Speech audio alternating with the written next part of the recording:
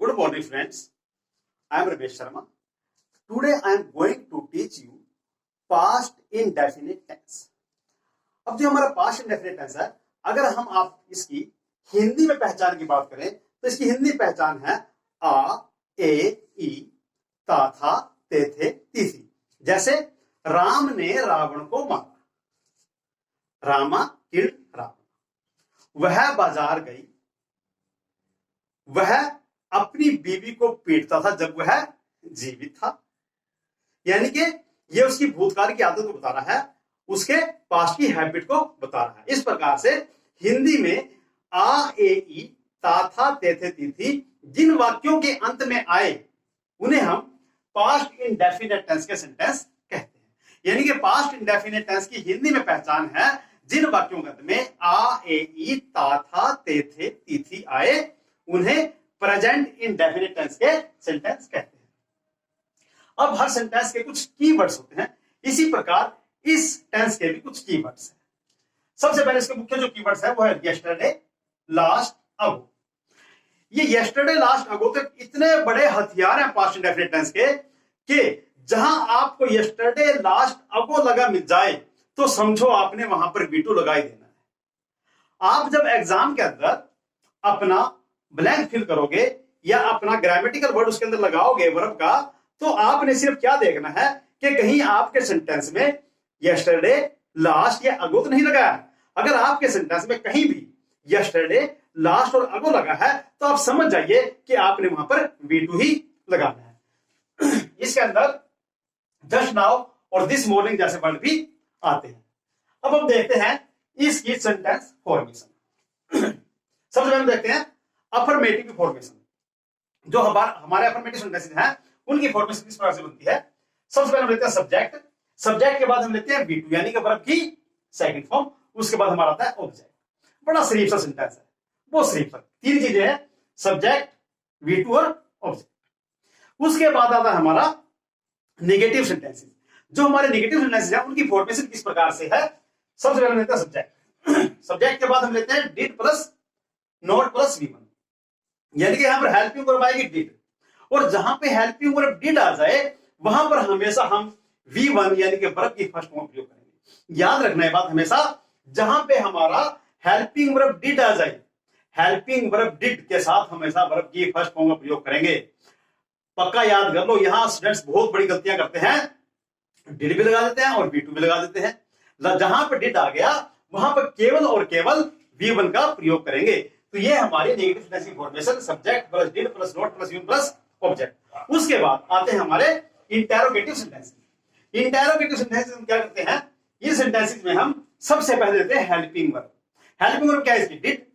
सबसे पहले हमारा आ गया डिड, उसके बाद आ गया हमारा सब्जेक्ट। सब्जेक्ट के बाद हम यूज करेंगे V1 यानी कि वर्ब की फर्स्ट फॉर्म, क्योंकि यहां पर डिड है तो डिड के बाद वर्ब की फर्स्ट फॉर्म आनी है वही, subject plus V1 plus object. ये हो गई हमारी अफर्मेटिव सेंटेंस की फॉर्मेशन।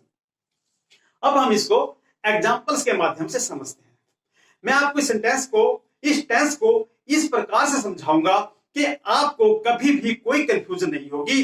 आप क्लियरली पास्ट इंडेफिनिट टेंस को पहचान पाओगे, समझ पाओगे, और जो भी आपकी कॉम्पिटिटिव एग्जाम के अंदर या आपके जो एग्जाम होते हैं उनके अंदर जो भी इसकी समस्या होगी आप उसको तुरंत सोल्व कर दोगे। बस सिर्फ ध्यान से देखने और सुनने की जरूरत है। देखना, हमारा सबसे पहला एग्जांपल है the sun shone brightly yesterday. वही कीवर्ड यस्टरडे, जो ही यस्टरडे आ गया आप समझ जाइए कि ये पास्ट इंडेफिनिट टेंस का सेंटेंस है। ये जो हमारे वर्ड है yesterday, last, ago, they are the past showing words. ये पास्ट टाइम को शो कर रहे हैं, ये पास्ट टाइम के बारे में बता रहे हैं। यस्टरडे, लास्ट, एगो के टाइम जो बीत गया है वो पास्ट का टाइम है, और यहां पे हमने V2 यानी कि पास्ट इंडेफिनिट टेंस का ही प्रयोग करना है। तो पास्ट शोइंग टाइम में हम लगाएंगे यस्टरडे, लास्ट, एगो। जहां पर आपको यस्टरडे, लास्ट, एगो मिल जाए वहां पर हम क्या लगाएंगे V2। जैसे कि the sun dash brightly yesterday, यहां पे आएगा shone, shine, shone, shone. Shone यहां पे सेकंड फॉर्म है, शाइन के बाद shone. Next is Gandhi ji always spoke the truth. अब गांधी तो है नहीं भाई, गांधी जी तो चले गए, सब लोग सिधारे गांधी जी तो, यानी कि फिर हम जो बात कर रहे हैं उसके पास्ट की बात कर रहे हैं। और गांधी जी सच बोला करते, उनकी आदत थी, इस प्रकार से ये सेंटेंस में बताता है कि ये पास्ट की हैबिट की बात हो रही है। और जब भी हम किसी की भी पास्ट की हैबिट की बात करें वहां पर हमने लगाना है V2। क्या लगाना है? V2। यहां पर हम गांधी जी के पास्ट हैबिट की बात कर रहे हैं। गांधी जी की आदत थी कि वो सच बोलते थे, तो आगे Gandhi ji always speak, spoke, spoken, spoke second form, Gandhi ji always spoke the truth. उनकी पास्ट की हैबिट की बात कर रहे हैं। नेक्स्ट देखिए, he used to beat his wife when he was alive। जब वो जिंदा था तो अपनी बीवी को पीटा करता था। हैबिट थी, क्या करे बेचारा, दारू पीता था, दारू पीने के बाद उसको बीवी न जाती थी कमजोर सी, आता और उसके ऊपर बरस पड़ता था, तो उसकी पास्ट की हैबिट थी।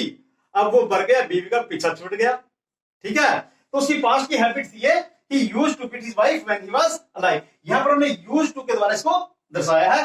यूज जो है वर्ब की सेकंड फॉर्म होती है यूज, यूज्ड, यूज्ड टू, उसके बाद फर्स्ट फॉर्म बीट है। यहां पर he used to beat his wife when he was alive, यानी कि पास्ट की हैबिट को अगर हमें दर्शाना है तो हम V2 का प्रयोग करेंगे। भाई पास्ट की हैबिट याद रखो, पास्ट की हैबिट को दर्शाने के लिए हम V2 का प्रयोग करेंगे। अब देखिए नेक्स्ट सेंटेंस है he climbed the stairs slowly। यहां पर काम धीरे धीरे हुआ है, वो स्टेयर्स के ऊपर चढ़ा है। स्टेयर्स के ऊपर चढ़ा तो कुछ टाइम लगेगा स्टेयर्स पे चढ़ने में। जब व्यक्ति स्टेयर्स के ऊपर चढ़ेगा तो कुछ टाइम लगेगा ना चढ़ने में स्टेयर्स के ऊपर। यानी कि यहां पर क्या कहता है, action continued for some time in past. Past में जब कोई एक्शन कुछ समय के लिए कंटिन्यू रहा हो, पास्ट में जब कोई एक्शन कुछ समय के लिए कंटिन्यू रहा हो तो हम उसके लिए पास्ट इंडेफिनिट टेंस का प्रयोग करते हैं। जैसे यहां पर रहा he climbed the stairs slowly, वो धीरे धीरे सीढ़ियों पर चढ़ा। she waded through the water to bring her hat। waded होता है पानी के अंदर चलना, जो उसको waded बोलते हैं। वो अपनी हैट लाने के लिए कुछ समय के लिए पानी में चली। अब देखिए, जब वो उसकी हैट पानी में कुछ आगे पड़ी थी, वो धीरे धीरे पानी में चल के गई, यानी कि एक्शन कुछ समय के लिए कंटिन्यू रहा। जब एक्शन कुछ समय के लिए रहा तो हमने वहां पर क्या लगा दिया, V2, waded, WAD, waded, यहां पर wad, wedded, wedded, sign form इसके लगा दिया यहां पर। नेक्स्ट देखिए हमारा, it is time we started studying for exam. भैया देखिए यहां पर क्या है, इट इज टाइम, जहां पर इट इज टाइम आ जाए, it is high time, it is time, it is high time, it is time आ जाए तो वहां पर हम क्या करेंगे, उसके आगे हमेशा वर्ब की सेकंड फॉर्म का प्रयोग करेंगे। It is time, it is high time, जहां भी आ जाए उसके हम क्या यूज करेंगे, वर्ब की सेकंड फॉर्म। याद रखना, it is time, it is high time, जब भी आ जाए क्या यूज करेंगे, वर्ब की सेकंड फॉर्म। देखना ध्यान से, it is time we start studying for exam. यहां पर स्टार्ट नहीं आएगा, स्टार्टेड, वर्ब की सेकंड फॉर्म, क्योंकि यहां पर इट इज टाइम है, जहां पर इट इज टाइम आ जाए तो वहां पर क्या यूज करेंगे, V2, वर्ब की सेकंड फॉर्म। याद रखना, आपको बोर्ड ठीक से दिखाई दे रहा ना दे रहा भाई, लेकिन बस सिर्फ मेरी बात को ध्यान से सुनना और सुन के इसको समझ लेना कि मैं सिर्फ बता रहा हूं, it is time we started, हम स्टार्ट करें स्टडिंग को एग्जाम के लिए, एग्जाम के लिए हम पढ़ाई को शुरू कर दें, यही समय है। यानी जहां पर इट इज टाइम आ जाए तो V2 लगाएंगे। It is high time we prepared for exam, बस हो गया।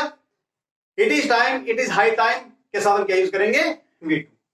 नेक्स्ट देखिए, I wish I were the prime minister of India. काश कि मैं भारत का प्रधानमंत्री होता। अधूरी इच्छा, अपूर्ण इच्छा को दर्शाने के लिए, ठीक है, इमेजिनेशन को दिखाने के लिए हम यहां पर V2 का प्रयोग करेंगे। यानी कुछ ऐसे वर्ड्स हैं हमारे, जैसे if, as if, even though, as though, I wish, जहां पर ये वर्ड आ जाए, इफ, एज इफ मानो, इवन दो मानो, एज दो मानो, आई विश, काश, इन सभी का जो इमेजिनेशन जो होती है, इन सभी का मानो अर्थ आता है। क्या आता है, मानो या काश, ठीक है। अब यहां पर देखिए, इसमें आई विश, आई वर, यहां पर आई विश लगा तो वर्ब जो है वर्ब की सेकंड फॉर्म लगी। बी जो है वर्ब की फॉर्म होती है, बी की फर्स्ट फॉर्म होती है be is am are, second form होती है वाज वर्ब। तो यहां पर ये वर्ब लगा हुआ है, I were the prime minister of India, यानी कि यहां पर आई विश आया तो यहां पर वर्ब की सेकंड फॉर्म आ गई। और जो इमेजिनेशन वाले सेंटेंस होते हैं उसमें हमेशा आई के साथ वाज नहीं लगता, कभी भी आई के साथ हमेशा वर आएगा उनमें, अदरवाइज आई के साथ वाज का प्रयोग करते हैं। लेकिन ये इमेजिनेशन है, सो यहां पर क्या आ गया, आई वर। ही स्कोल्डेड मी, उसने मुझे डांटा, एज इफ, मानो, ऐसी कल्पना कर गया, अपने मन में ऐसा सोच गया मानो ही वर माई ब्रदर, वो मेरा भाई हो। अरे ऐसा हक तो केवल मेरे भाई को, या मुझे डांट देगा, उसने मुझे ऐसे डांट दिया मानो वो मेरा भाई हो। एज इफ, एज ही बातें में क्या लगा दी, वर्ब की सेकंड फॉर्म यहां पर वर लगा दिया, एज ए फीवर। यहां पर भी इमेजिनेशन की बात हो रही है, इसलिए ही के साथ वाज आता है वैसे तो, लेकिन यहां पर क्या आएगा, एक साथ वर आएगा क्योंकि काल्पनिक बातें हैं। यहां पर हमने इसे लगाया शब्द वर। उसने मुझे डांटा मानो वो मेरा भाई हो। ये हमारा पास्ट इंडेफिनिट टेंस। मैंने आपको कुछ सेंटेंस के माध्यम से समझाने की कोशिश की है और मुझे आशा है कि आपको ये अच्छे समझ में आया भी होगा। आप इसी प्रकार मेरी वीडियो देखते रहिए और मैं ग्रामर को आपको अच्छे समझाऊंगा, एक एक चीज आपको समझ में आएगी। अगर आपको समझ में ना आए तो आप मुझे इस पर कमेंट कर सकते हैं ताकि मैं आपको उसको फिर से बता सकूं कि इसमें क्या करना है। आप लोगों को मैं पूरी की पूरी ग्रामर अच्छे समझाऊंगा, ये मेरा आप लोगों से वादा है। और इसके साथ हमारा जो पास्ट इंडेफिनिट टेंस है ये समाप्त होता है। अगर आपको मेरी वीडियो पसंद आई हुई हो तो मेरे चैनल को सब्सक्राइब कीजिए और इसको शेयर कीजिए। गुड बाय, धन्यवाद देखने के लिए।